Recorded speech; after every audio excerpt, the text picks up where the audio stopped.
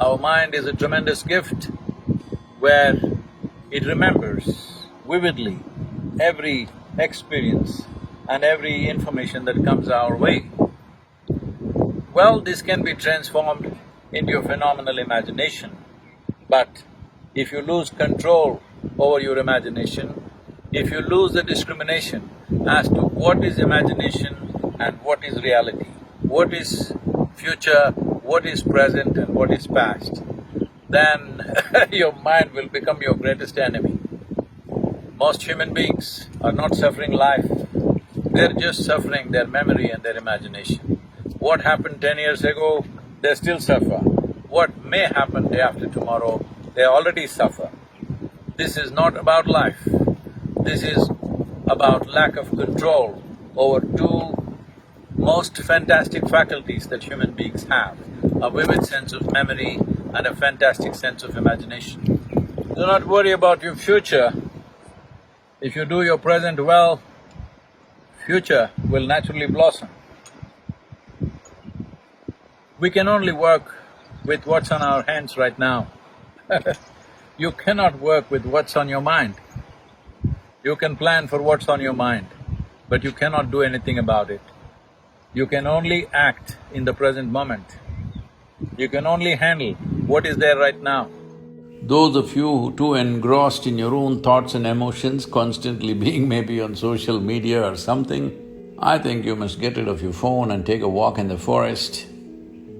If it's not possible every day, at least 1 or 2 days in a month, you might get lost somewhere, just be in nature, all by yourself, walk, sit, observe.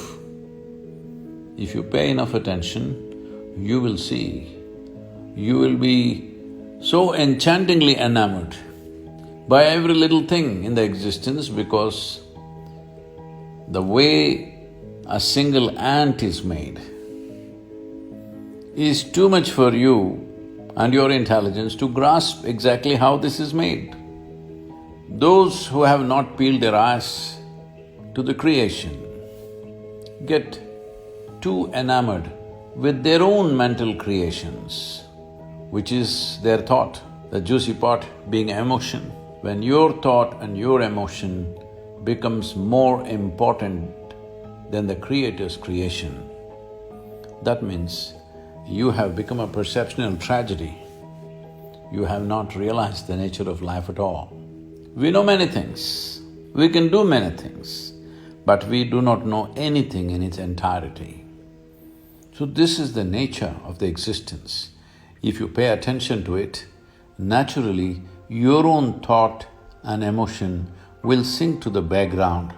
You can still enjoy them, but you know how insignificant it is. So it's very important that if you want to experience the multifarious dimensions of life, you have to be non-serious. You become serious only because you have taken your own existence too seriously, though we exist here for a minuscule amount of time in this cosmos. This is a vast cosmos. The very planetary system, the solar system in which we exist is a speck. In that, planet Earth is a micro speck. In that micro speck, the place you live or the city you live is a super micro speck. In that, you have become a big man or woman, and that's the reason why you're so serious about life. It's a brief amount of time that you have as life. In this, if you take yourself too seriously, you are one big joke. The secret of life is to see everything with a non-serious eye, but to be absolutely involved like a sport. So be a sport for life. If you want to be a sport for life, you have to be able to see that your existence is of consequence for the times in which we live, but not of eternal consequence unless you touch the eternal dimension of who you really are. It's such a brief life, only in doing what you truly care for will your life become worthwhile. If genuine involvement has to come in your life, for you to give yourself absolutely, you must be doing something that truly matters to you. It's important that you find that. When I say it's important to find that, you don't have to spend half your life looking for what is my passion. No, you just have to dig into this ability of you making everything yours. When everything is yours, this whole world is yours, this cosmos is yours. So when it is a part of you, if you involve yourself absolutely and constantly strive to create what matters to you, what you really care for, then your existence itself will be worthwhile.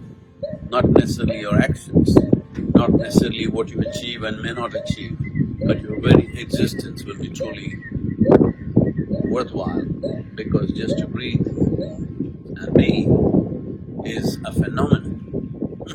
There is no greater phenomenon in life. If this is not worthwhile,